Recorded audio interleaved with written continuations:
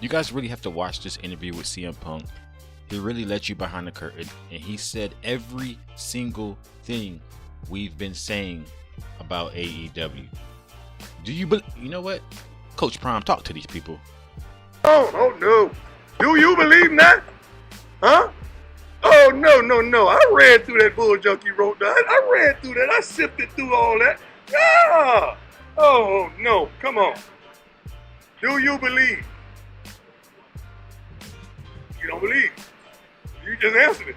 You don't believe. Next question. Do you believe now? We've been telling you, AEW is not a real business. Tony Khan is just plain play wrestlers.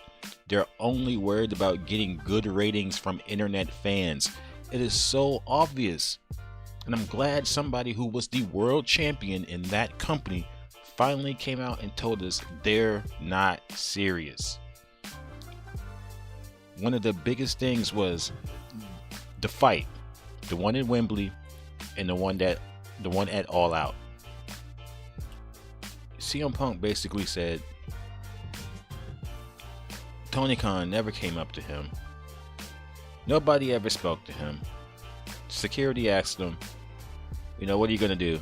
And he was just like, you know what, I'll leave.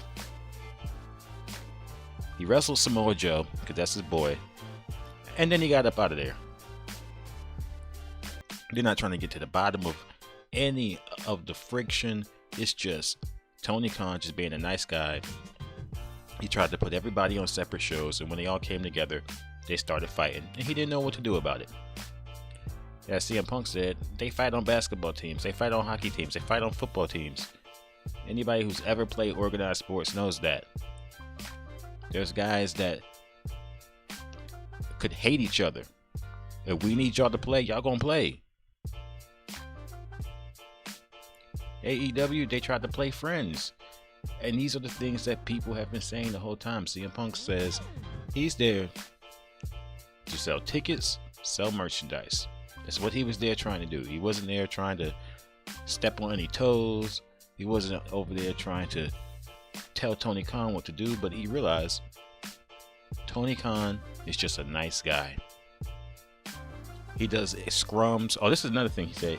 Tony Khan does those scrums because he wants the people on Twitter that he likes to feel like they're real reporters. How many times have I said that these reporters and Tony Khan and Triple H, because he does the scrums now too, they're hand in hand. They're hand in hand. There's no way these people are always right.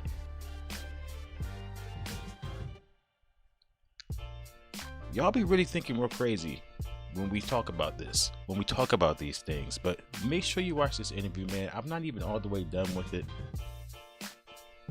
but for CM Punk to really get up there and do his Cat Williams, man, thank you, Phil. Thank you, Phil, for confirming everything that we already knew about AEW, but we needed somebody on the inside to say it. We needed somebody who was the world champion, who's been there, to say it, to say, you know what? He couldn't work with Adam Hangman Page because he couldn't trust him.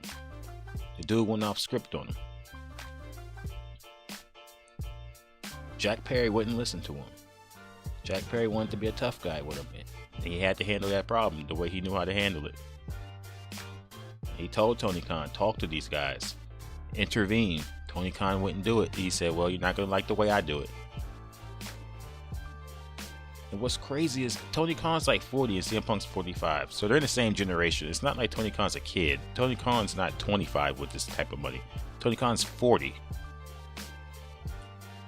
And even with the injuries, CM Punk says that when he was injured, nobody from the company even spoke to him. Like, nobody's checking up on him. They're not helping him schedule rehab or anything. It's just like, oh, see you in 6 months. What?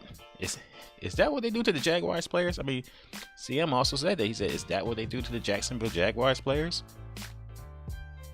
The lack of communication, man. The lack of confrontation. We've been saying this for years about Tony Khan and the Khans. Jalen Ramsey told you. Yannick Ngakoue told you. And now CM Punk has told you.